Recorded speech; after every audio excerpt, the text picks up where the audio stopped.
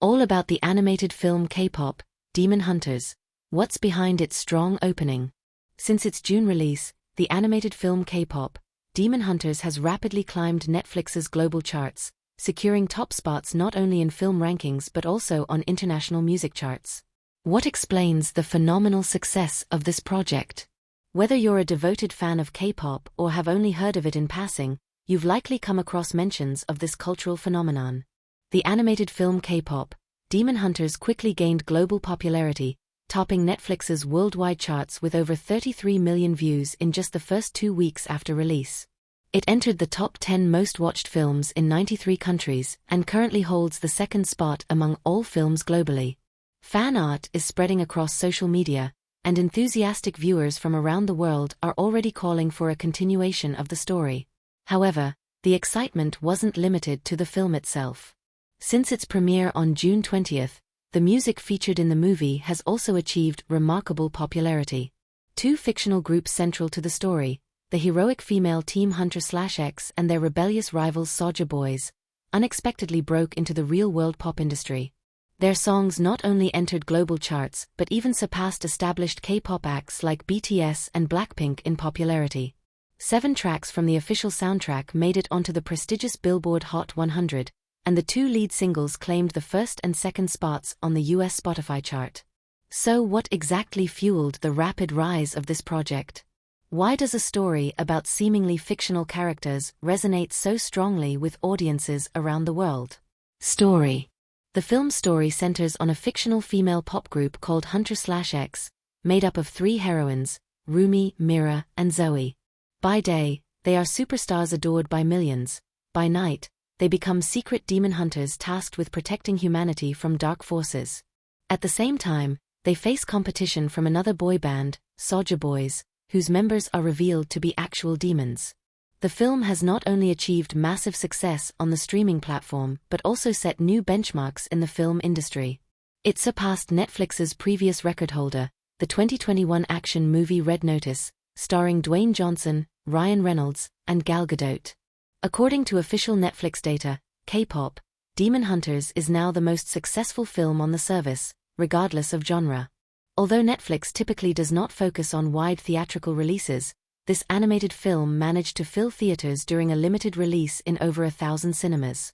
It earned $18 million during its opening weekend, even though the streaming company traditionally does not disclose exact box office figures. This is a notable achievement, especially given Netflix's generally cautious approach to theatrical screenings, which is usually driven primarily by awards consideration.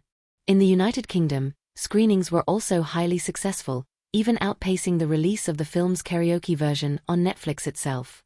High demand and sold-out tickets highlight the film's phenomenal popularity with a broad audience. The film's music deserves special attention.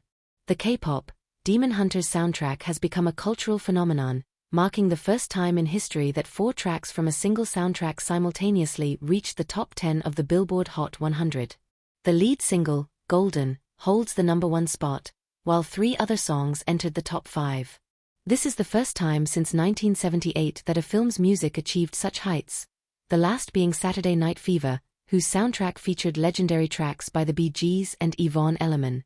How the cartoon was created. One key factor behind the film's widespread popularity is the growing global interest in Korean culture. K-pop, Korean cinema, and TV series have long become part of the mainstream in Western markets, particularly in the United States, and this film authentically reflects that cultural shift. The story weaves in details of everyday life in Korea, especially culinary habits and food traditions, which form an important part of the nation's cultural identity. The film also stands out for showcasing scenes set against iconic Korean landmarks, ancient city walls overlooking Seoul, traditional Korean medicine clinics, Hanyuewons, public bathhouses, and the world-famous Namsan Tower. These artistic choices reflect the creator's intent to present Korean culture in a deep and multifaceted way, avoiding superficial clichés or stereotypical depictions. For Korean audiences, it offered a rare opportunity to see an accurate and respectful portrayal of their own cultural reality on screen. Achieving this level of authenticity was made possible by extensive preparatory work from the production team, who traveled directly to South Korea to study both traditional and contemporary aspects of the country's culture, from costumes to architectural landmarks in the capital. According to Kong, the team visited folk villages to observe the texture of bricks and street layouts in Myeongdong firsthand. They took numerous photographs, as it was crucial for the creators to accurately capture the atmosphere. We wanted the film to feel thoroughly Korean. One way to achieve this was to consciously incorporate national elements into every scene and every detail of the visual design, he explained. Interestingly, the film was produced not by Netflix but by Sony Pictures Animation, the same studio behind the visually striking Spider-Man films.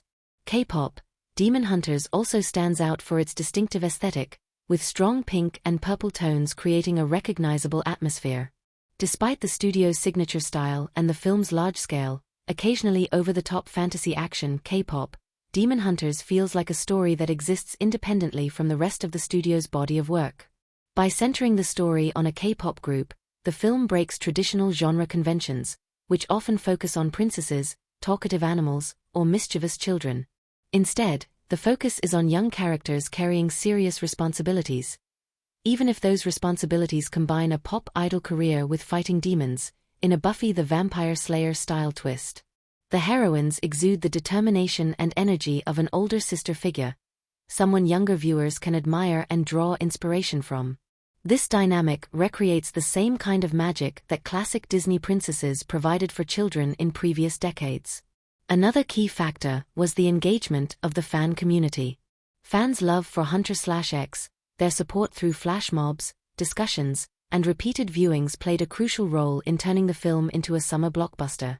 This underscores the significance of fandom in contemporary pop culture, where audience support can decisively shape the success of creative projects. What is the secret to success? Although the film falls within the fantasy genre, it carries a strong sense of authenticity. Arden Cho, who voices one of the main characters, notes that part of the film's popularity comes from portraying the characters not just as stars, but as ordinary girls with human habits, funny moments, and imperfections. On stage, the heroines appear flawless, but behind the scenes, they are lively, genuine teenagers who behave naturally, joke, eat what they like, and even burp, just like real people. According to Cho, this human dimension makes the characters more relatable and allows young girls to see themselves reflected on screen.